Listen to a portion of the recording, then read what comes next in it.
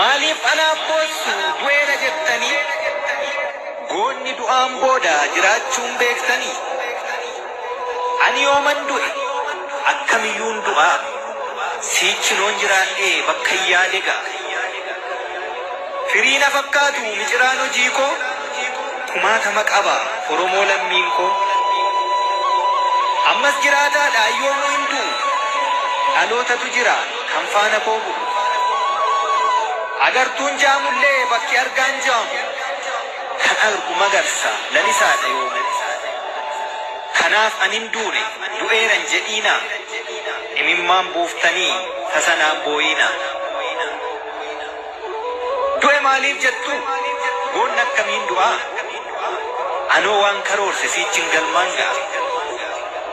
seenaan isaa siidaadha goonni yoomuun du'u dhalootatu jira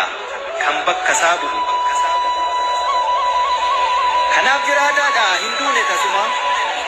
lafeen ijaareera riqaa bilisummaa kiyyas dabaladha ba'aa wal gargaara amna anee gale xiiqiidhaan xumura hin duune narrafe anammayyuu jira xiqqumman boqodha cahaanaaf ijaara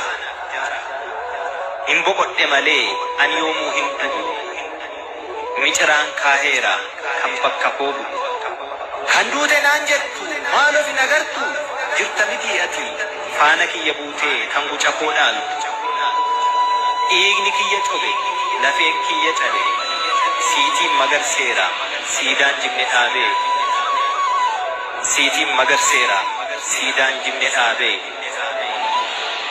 an kanaafan jira baraanuu hin du'u situ biqileera kan bakka koo bu'u lamuu naan hin jedhiini osoon jiruu duute dhaloonni si jira kan bakka koo buute lamuu naan hin jedhiini osoon jiruu duute dhaloonni si jira kan bakka koo buute guca barabaraa dungoo bilisummaa dhiigaan qabsiiseera fincila gabrummaa diddaan haafaniinu qabsoon ittaafufu aarsaa lubbuu gootaan birmadummaan dhufu diddaan haafaniinu qabsoon ittaafufu aarsaa lubbuu gootaan birmadummaan dhufu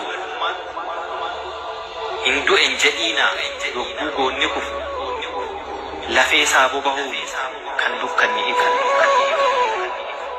hin du'en jedhiina yogguu goonni kufu lafee isaa boba'uu kan dukkanni ifu narra tarkaanfadhaa itti fufaa qabsoo diina keessaaf alaan wal qabaa wal aansoo sabni cunqurfamaa mirga isaa gonfatu biyyi cunqurfamtuun bilisa haa baatu alaabaan nageenyaa nagaa bakka bu'u dachee nagaarratti nuufaa balali'u alaabaan nageenyaa nagaa bakka bu'u dachee nagaarratti nuufaa balali'u kana lubbuun gootaa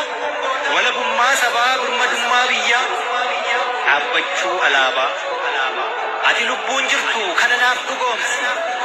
siidaa kiyya dhaabi jiraachuu koo ibsi ati lubbuun jirtu kana naaf dhugoomsi siidaa kiyya dhaabi jiraachuu koo ibsi